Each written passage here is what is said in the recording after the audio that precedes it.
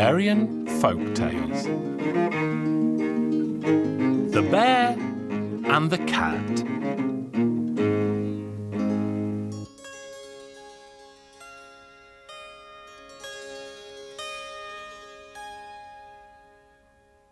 Many, many years ago, in a land far, far away, there lived a bear. And one day, the bear met a cat and said, "Let us work together, cat, and build a house." So the two of them worked together and they built a house in the forest.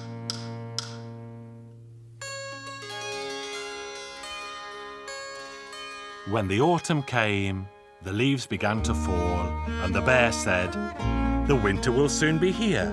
Let us work together, cat, and collect some food."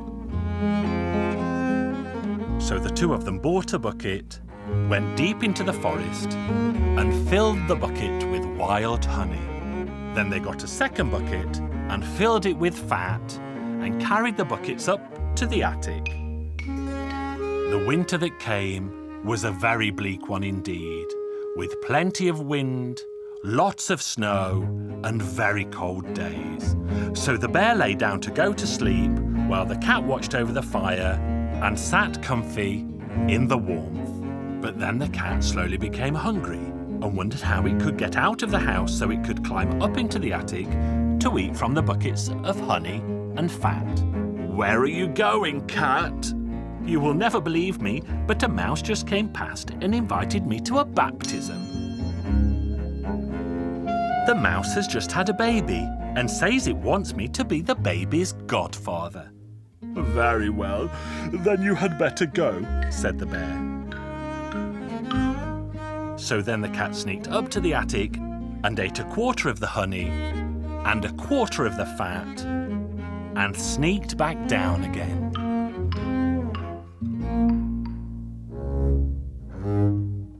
"Oh, you're home from the baptism.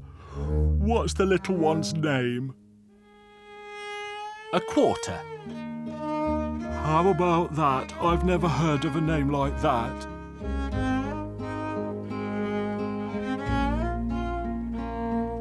Time went by and the cat got hungry again.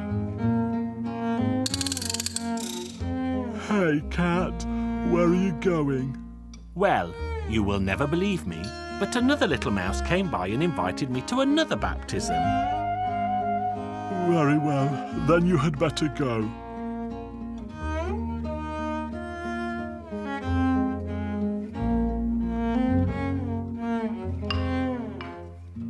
"You're home again soon?" "That's right," said the cat. "And what's the little one's name?" "A half." After a few days, the cat got hungry again and quietly opened the door. "Where are you going, cat?" "You will never believe me, but I've been invited to another baptism. Another baby mouse was born, and I'm to be its godfather." "Very well, then you had better go."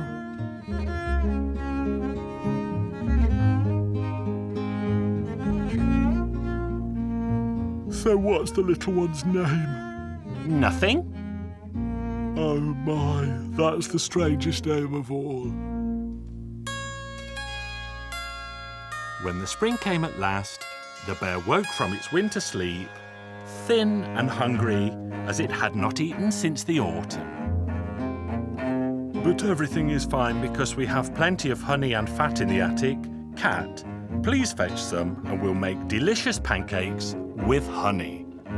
"Go up to the attic, cat, and fetch the 2 buckets down." "Oh, but I'm so dizzy." So very, very dizzy. And we all know that cats don't get dizzy, don't we? But the cat was pretending. "Very well, I'll go and get it myself," said the bear. So the bear went up to the attic and found both buckets empty. "I'm going to teach that bad cat a lesson. Cat, you ate everything up, and that is why you said a quarter, a half, and nothing." The cat denied the whole thing and said to the bear, Let's make a test. We'll both lie in the sun for a while, and whoever ate the honey and the fat will sweat it out, and then we'll know. So they lay down in the sun, and the cat ran up to the attic and scraped what was left of the fat and the honey from the buckets and smeared it on the bear's fur.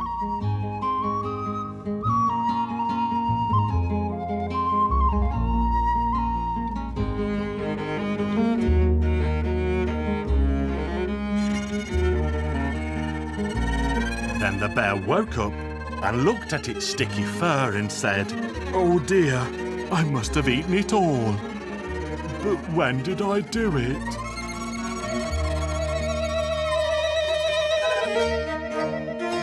When the cat saw the bear, it couldn't stop laughing. And it laughed, and it laughed, and it laughed, and it ran off into the forest. And the poor foolish bear lived unhappily ever after.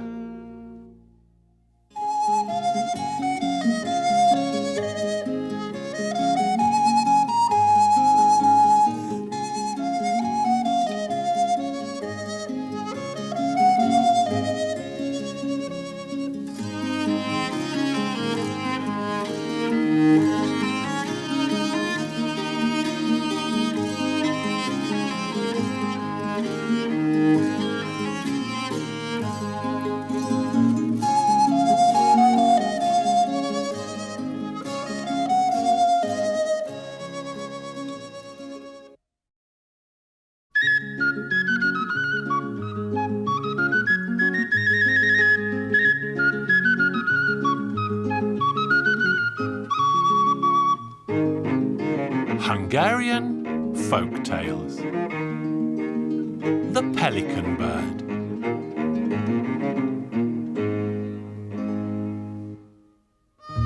Once upon a time, there lived an old king, and the old king did not know whether to weep with sorrow or to weep with joy. My dear daughter, when I was young, I had a pelican bird that could sing so beautifully. And as long as I heard that pelican bird sing, I stayed forever young and forgot all my troubles in the world. But one day my pelican bird vanished overnight, and I searched far and near to find it again, but sadly failed, and that is why I feel such sorrow. But I also feel great joy, because in all my travels, far and near, I have never seen a maiden fairer than you, my dear. Well, father dear, if that is so, I will not marry until somebody brings that singing pelican bird back to you. Oh, give it up, dear daughter, because you will die an old maid. No, father, I will keep my vow. So the beautiful princess announced to all the world that she would only marry the man who brought back her father's singing pelican bird. So princes arrived and were sent forth to search the four corners of the world, but they all returned without the singing pelican bird. A handsome young tailor lived in the royal court, who could not bear to see his sovereign look so sad. So he packed his bag with bread, bacon and onions and set off in search of the singing pelican bird. The young tailor walked until he found himself in a dark forest, where he met a grey-haired beggar, and the beggar said, "Give me a slice of bread, and God will reward you." "Very well, old man, here you are. I know that you have come to this place to find the pelican bird. Many young princes have passed through this forest, and I asked them each for a slice of bread, but none of them helped me as you have, and they all went back to the palace empty-handed. A good deed deserves a just reward. The pelican bird is to be found beyond the vast ocean, but you cannot walk to this place. You need to go and see the old witch, who lives deeper still in the dark forest.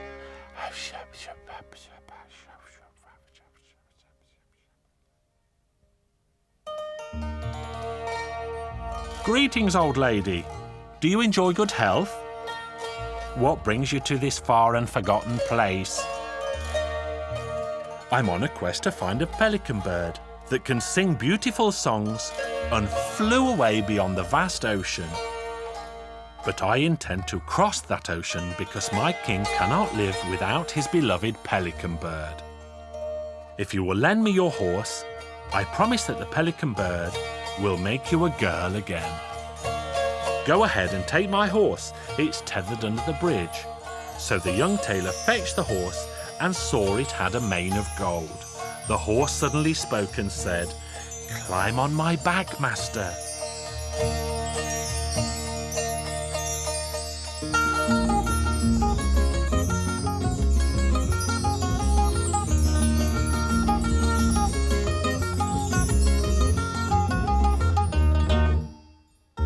Master, I shall leave you now.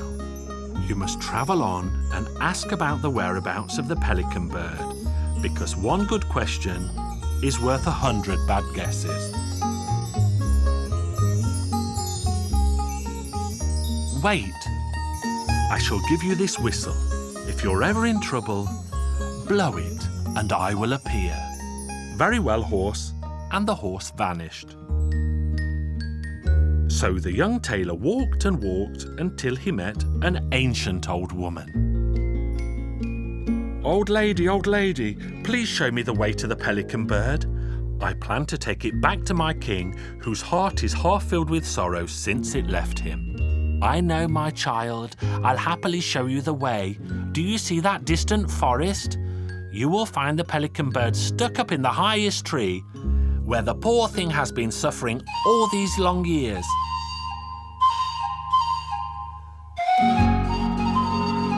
So the young tailor hurried to the distant forest and soon found the tallest tree. And there, sure enough, he sighted the pelican bird stuck up among its branches. He tried to climb the tall tree, but failed, and the young tailor was heartbroken.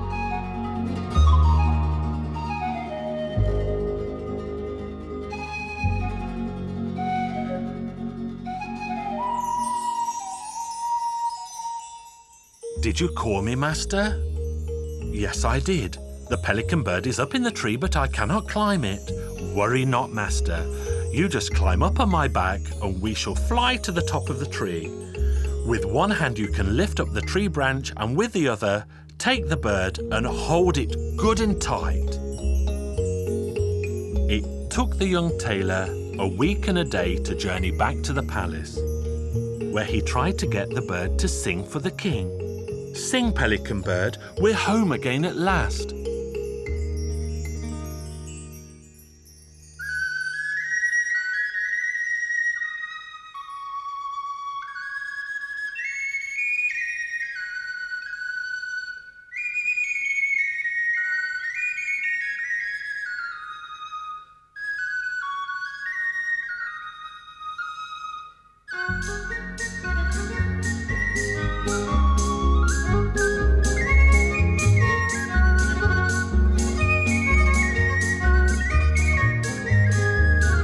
When they returned, the old king soon heard the pelican bird singing sweetly, and he was an old king no longer.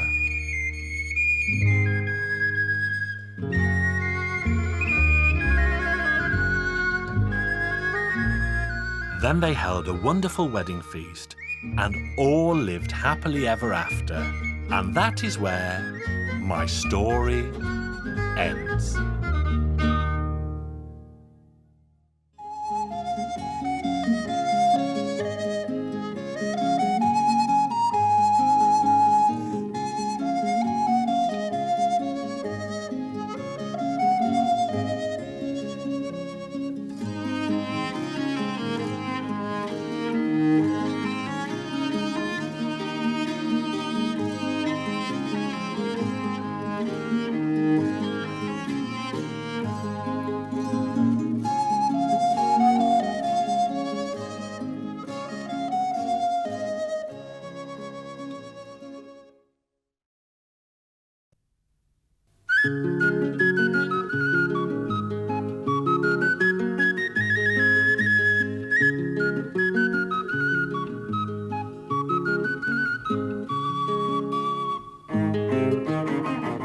Hungarian Folk Tales.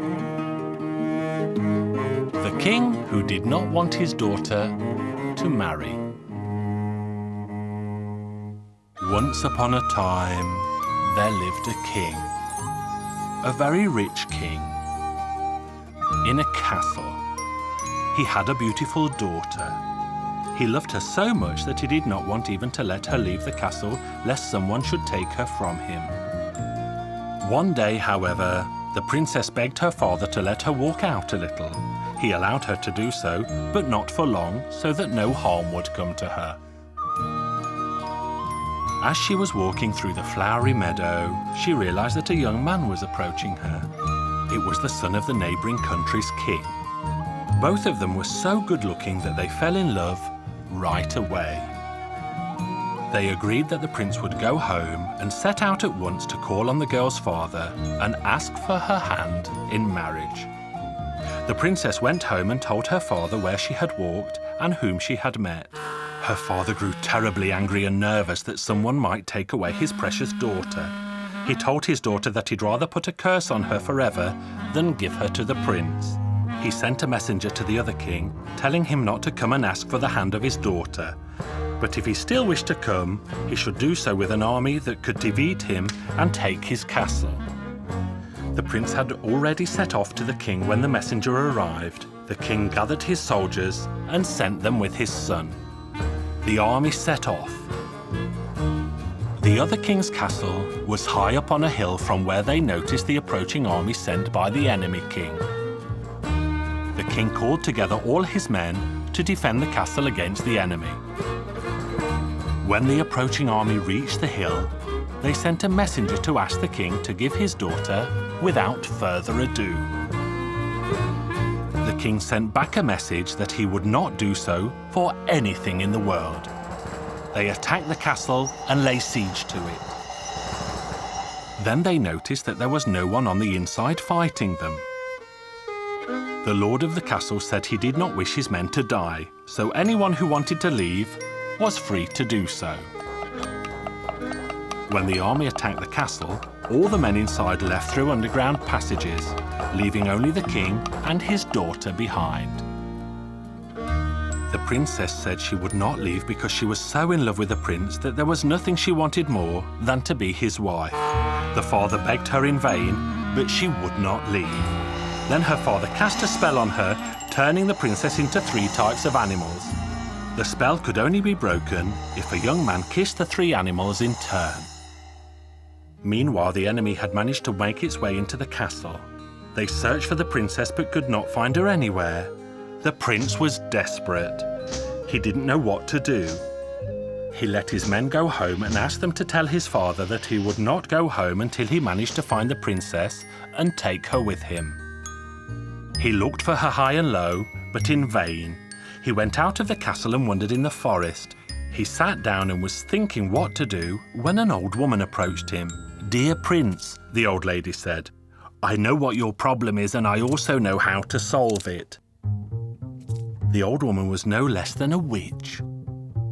"Tell me, old lady, I'll give you anything in exchange, but I must know the answer." "The princess will come out of the castle every moonlit night. And whatever shape she comes in, rest assured it is her. You must kiss these creatures 3 times in a row, and then the spell on the princess will be broken." The prince, who was prepared to do anything, waited for nightfall in the hope of seeing the princess. As the moon came up in the sky, he saw a little bunny rabbit hopping in front of the castle. He took a few steps in its direction, but the bunny did not move. He embraced it and kissed it 3 times, and the bunny vanished. No sooner had it disappeared than a big lion walked through the gate of the castle. Although the prince got cold feet, he remembered the old woman's words, so he approached the lion, embraced it and kissed it 3 times, and the lion did him no harm. Then it disappeared too. Hardly had the lion gone when the prince saw the castle surrounded by flames. A 7-headed dragon emerged, spitting fire from all of its mouths and lighting up the nearby forest. The prince took fright. This surely can't be the princess. But the dragon approached him relentlessly, showing him the huge keys in its hands as if to spur him on and say, "Never fear, sweetheart." Then the prince went up to it, embraced it, and kissed it 3 times, upon which the dragon turned into the princess. They both rejoiced, and she gave him the keys. "Now I am yours, and with me all the wealth in this castle." They entered the castle, and she showed him all the riches. Luckily, there were 6 horses there, so they put them before a carriage and drove to the prince's father, the king. There they held their wedding right away, yet the bride did not seem very happy. The prince asked her what the problem was. "I can't be happy until my father is here beside me." The prince said to her, "Well, we'll find him somewhere." They didn't have to look for him for too long, as he was already on his way there. He learned that the prince had broken the spell cast on his daughter, so he came to see her. The old man was led to his daughter. They saw each other, embraced, and rejoiced upon finding each other at long last. The old man made his peace with his daughter, and the wedding feast went on and on and on.